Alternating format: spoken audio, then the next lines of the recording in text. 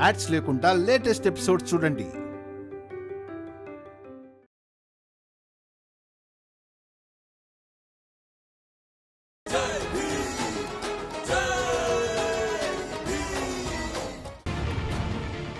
ఏం చేస్తున్నావు?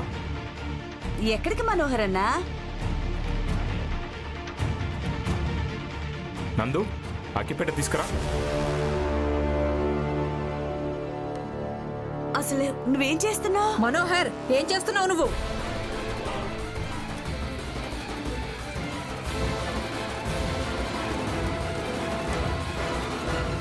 ఈ కాగడ చూసారా?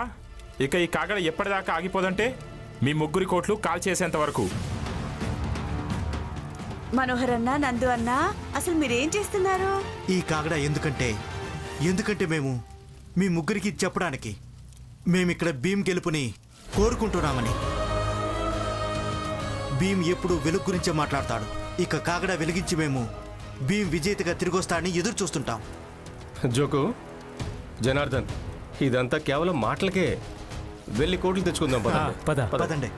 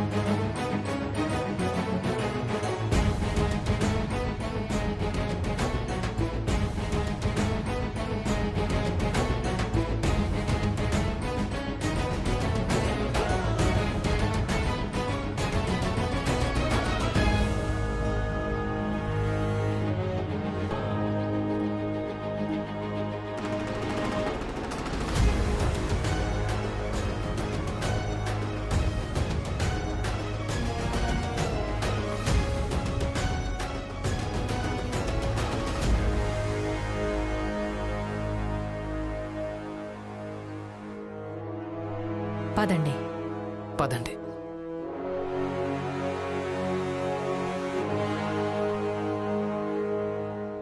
రమా,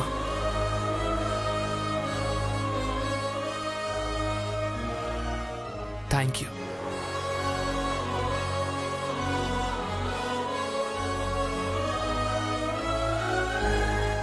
ఇవ్వండి. మావయ్యకేం తెలీదు ఇందులో నరసింజేసి ప్రచండదేవ్ హస్తం ఉందని. ఇక ఆయన భార్య ఆయనకు వ్యతిరేకంగా కేసు పోరాడుతుందని కనుక మామయ్యకు తెలిస్తే అప్పుడు కొంచెం మీరే ఆయన్ని చూసుకోవాలి.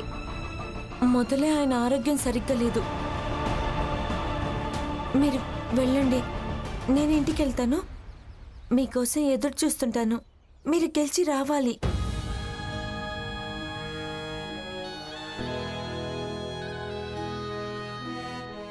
అలాగే.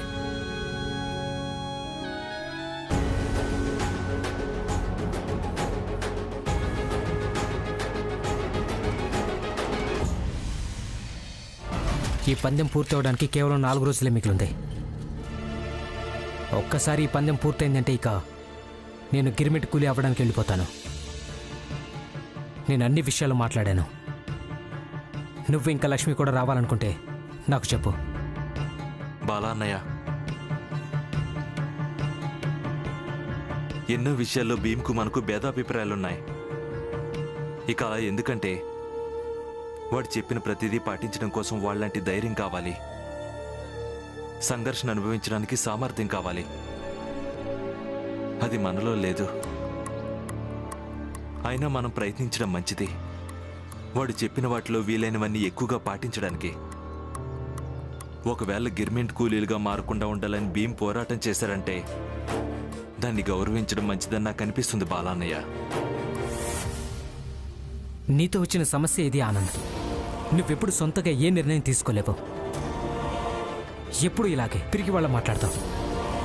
నాన్న నిన్ను ఇంట్లోంచి గెంటేశారు కదా, ఆయన నువ్వు ఇదే కూలి పని కోసం వెతుకుతున్నావా? లేదు బాలాన్నయ్య, నాకు ఇక్కడే బాగుంది. మీరు ఒక విషయం గుర్తుపెట్టుకోండి, మీరు కూడా ఎక్కడికి వెళ్ళలేరు. ఒకసారి ఈ పందెం పూర్తయిందంటే తర్వాత భీమ్ కూడా నన్ను ఆపలేడు. బాలా అన్నయ్య, మీకు భీమ్ చిన్నప్పటి నుంచే తెలుసుండొచ్చు, కానీ ఎప్పుడైతే పెళ్లి జరిగిందో అప్పటి నుంచి తెలీదు. భీమ్ ఇంకా రమ కలిసే ఉంటారు. ఇక మీరు ఆ అపోహలో మాత్రం ఉండకండి. భీమ్ పందాన్ని మర్చిపోయి ఉంటాడని. ఒకవేళ వాడు మర్చిపోయినా కూడా రమాకు మొత్తం గుర్తుంటుంది. తను వాడికి ఖచ్చితంగా గుర్తు చేస్తుంది. ఈ కేసు గురించి ఒక బెంగ అయితే ఇక బాలాబావతో ఏ షరతు పెట్టడం జరిగిందో దానికి ఇంకా 4 రోజులే ఉన్నాయి. ఎన్నో చేయాల్సి ఉంది. ఎలా చెయ్యాలి నాకేమీ అర్థం కావడం లేదు.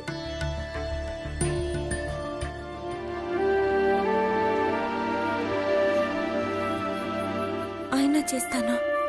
దాంతోనే మాకు శాంతి దొరుకుతుంది.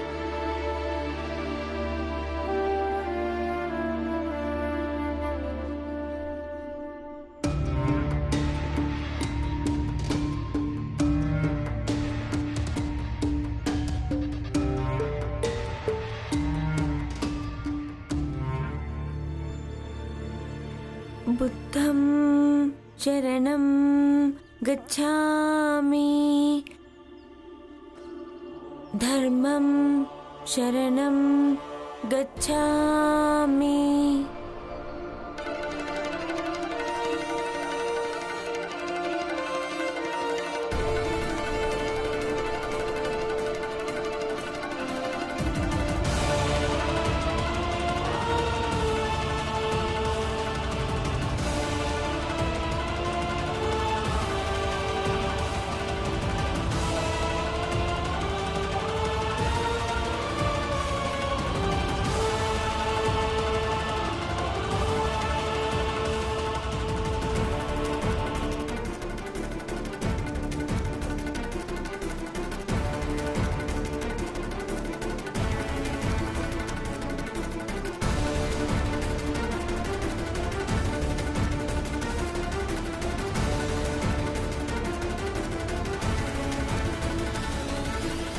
బుద్ధం శరణం గచ్ఛామి, ధర్మం శరణం గచ్ఛామి. బుద్ధం శరణం గచ్ఛామి.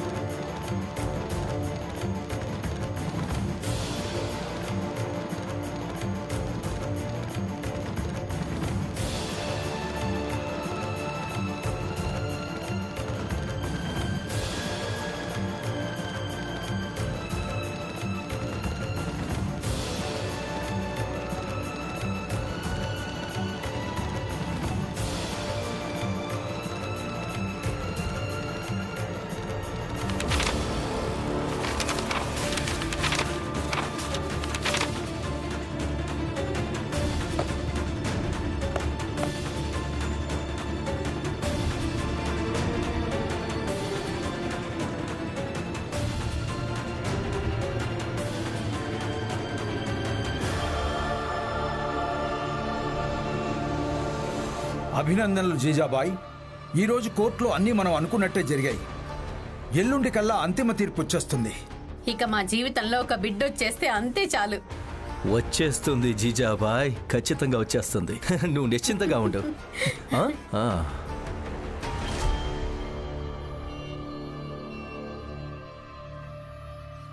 బుద్ధం శరణం గచ్ఛామి. ప్రస్తుతం నేను ఈ సమాచారం ఈమెకు వినిపించొస్తాను. జోషి గారు, ఈ సమాచారాన్ని నన్ను వినిపించనివ్వండి.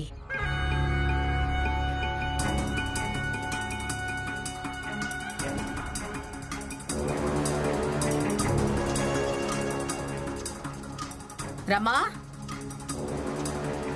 కళ్ళు తెరు.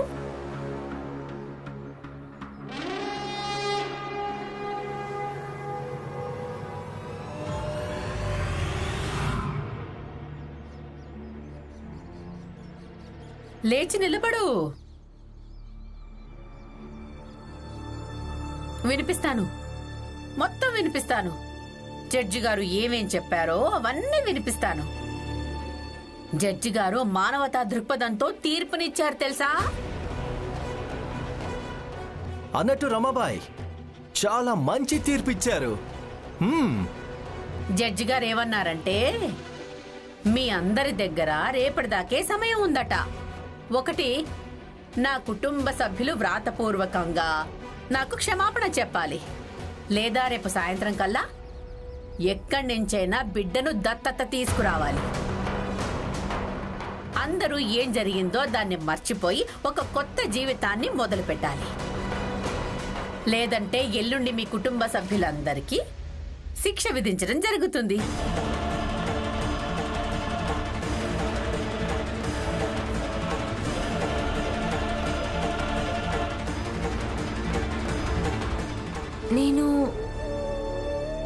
నేను కూడా ఇదే కోరుకుంటున్నాను. మావయ్య నుంచి ఏం ఆశిస్తున్నారో అది మీకు దక్కాలి. కానీ అబద్ధపు ఆరోపణల ఒత్తిడి వల్ల ఈ పని జరగాలని నేను కోరుకోవటం లేదు. ఒత్తిడి వల్ల అయినా పర్వాలేదు, తీర్పు మా తరపునే వచ్చింది కదా. జీజాబాయ్, వ్యక్తికి ఏదైనా పొందడానికి అలాగే కోల్పోవడానికి సరైన లెక్క తెలిసుండడం మంచిది. లేదంటే తర్వాత పశ్చాత్తాపడాల్సి ఉంటుంది. నువ్వు ఈ బిడ్డను దత్తత తీసుకోవాలన్న పంతంతో నువ్వు ఏ విధంగా ప్రవర్తిస్తున్నావో దాంతో నీకు బిడ్డ దత్తత రూపంలో లభిస్తాడు. కానీ తనతో పోల్చుకుంటే నువ్వింకా చాలా కోల్పోవాల్సి వస్తుంది. నన్ను క్షమించండి వదినా, నేను ఇంకా చాలా కోల్పోవాల్సి వస్తుందని తెలుసు. కానీ ఏం చేయను, నా దగ్గర కేవలం ఇదొక్కటే మార్గం మిగిలిందే.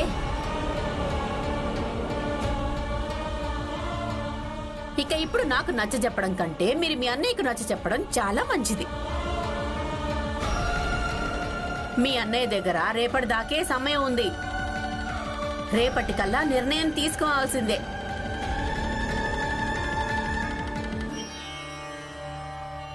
మీ అన్నయ్య సంవత్సరాల క్రితమే నా ముందు ఒక షరతు పెట్టాడు. ఒకవేళ జీవితంలో నీకు అన్నీ కావాలనుకుంటే బిడ్డ గురించి ఎప్పుడూ మాట్లాడొద్దు అని. ఇన్నేళ్ల తర్వాత నేను ఆయన ముందు షరతు పెట్టాను. ఒకవేళ ప్రశాంతంగా బ్రతకాలనుకుంటే ఒక బిడ్డను దత్తత తీసుకోవాల్సిందే. అలాగే గౌరవించాలి తన భార్య పంతాన్ని, తన భార్య హక్కుని, అలాగే తన భార్య కోరుకున్న జీవితాన్ని.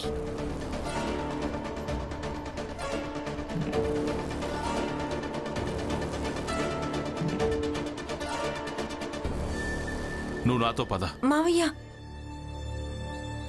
మీరు అత్తయ్యని ఎక్కడ తీసుకెళ్తున్నారు? ఈమె షరతుకి జవాబు చెప్పడానికి. అన్నట్టు మాతో వెంట ఎవరు రావడానికి వీల్లేదు. పద. మామయ్య,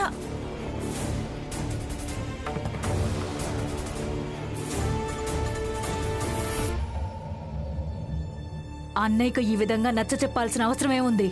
జీజాబాయి ఇప్పటి వరకు అర్థం చేసుకుందనా? ఇప్పుడు అర్థం చేసుకోవడానికి? అత్తయ్య, ఇది భార్యాభర్తలకు సంబంధించిన విషయం. వాళ్ళను మాట్లాడుకోనివ్వండి. అయినా మాట్లాడుకోవటం వల్లే సమస్యలు తొలగిపోతాయి. ప్రచండదేవి గారు, ఈ కుటుంబ నాటకాలు ఎప్పటికీ పూర్తయ్యేవే కావు. చూడండి, రామ్జీ జీజాబాయి చేయి పట్టుకుని తీసుకెళ్లాడు. ఇప్పుడు ఒక కొత్త నాటకం మొదలవుతుంది. నాటకం వీళ్ళు మొదలు పెడితే ముగింపు మనం పలుకుదాం.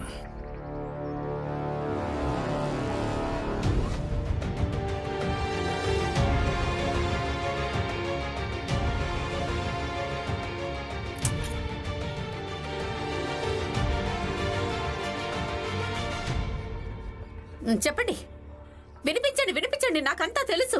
ఈ రోజు మీరు చాలా మాట్లాంటారని. మనసులో ఎంత కోపం ఉందో అంత కక్కేయండి. ఇక నేను కూడా వింటాను. అందుకే వచ్చి ఇలా ప్రశాంతంగా కూర్చున్నాను. మీరు కూడా కావాల్సినంత సమయం తీసుకొని మనసులో ఏదుందో అదంతా కక్కేయండి. జిజాబాయి, నువ్వు ఇలా చెయ్యకు.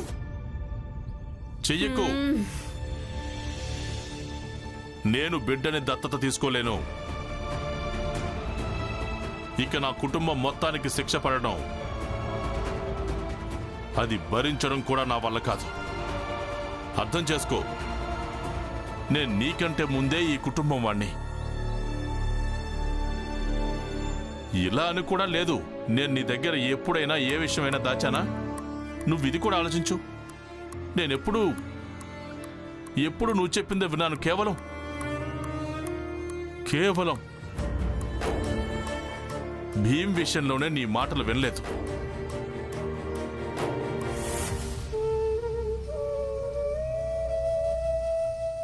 భర్త తన భార్యకు ఈ మాత్రం నేరస్తుడు కావచ్చు కదా.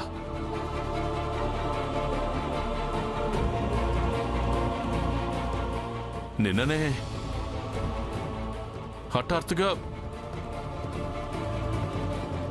నాకు తల తిరిగింది. దాంతో నేను కింద పడిపోయాను. తల బాగా నొప్పెట్టింది. ఒక్క క్షణం పాటు ఏమనిపించిందంటే ఇక నేను బతకలేను అని.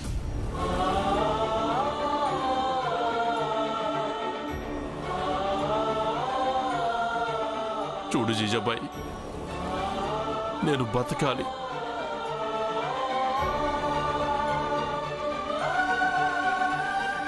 నాకు బతకాలనుంది.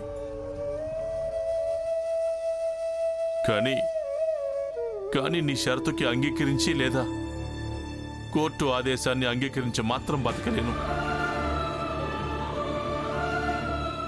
నేను అలా బతకలేను.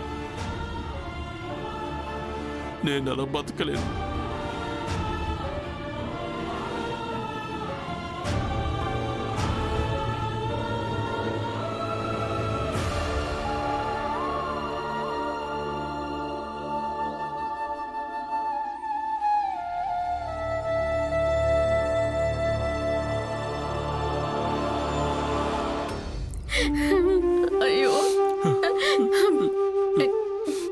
మీరిలా చేతులు జోడించకండి. మీరు నా భర్త. నాకు తెలుసు, నేను రావడానికి ముందే మీ జీవితంలో చాలా మంది ఉన్నారని. కానీ నాకు దానివల్ల ఎప్పుడూ ఇబ్బంది కలగలేదు. ఇది కూడా నిజమే.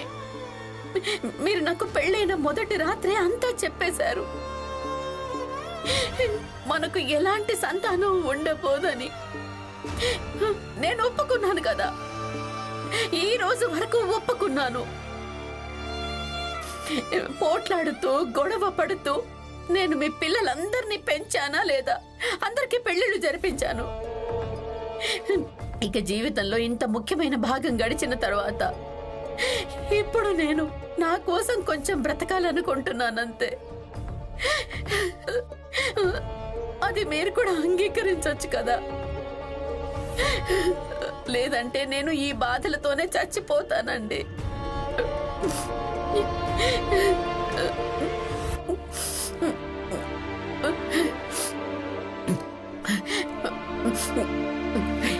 ఏడొకండి. మీరు నిర్ణయం తీసుకోక తప్పదు. మీ దగ్గర ఈరోజు అలాగే రేపటి దాకే సమయం ఉంది. వస్తాను.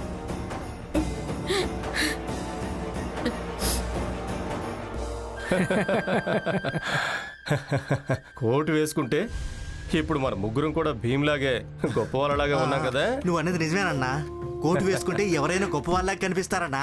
ఇక ఇంటికి వెళ్తాం. కోర్టులో భీమ్ పరిస్థితి ఏమవుతుందో తెలుసుకుందాం. అవును, ఇక త్వరగా వెళ్దాం. పదండి పదండి. భీమరావు, చూడు, నాకు చాలా బాధగా అనిపిస్తోంది. వెళ్ళు, పరిగెత్తుకుంటూ వెళ్ళు. నిన్నే వెళ్ళు, ఒకసారి చూసిరా. కొంపదీసి మీ అమ్మా నాన్నలు ఒకరితో ఒకరు గొడవ పట్టలేదు కదా? అత్తయ్య వస్తున్నారు. అత్తయ్య ఏం జరిగింది? మీ మావయ్య వస్తాడుగా, ఆయన్నే అడుగు. పదండి.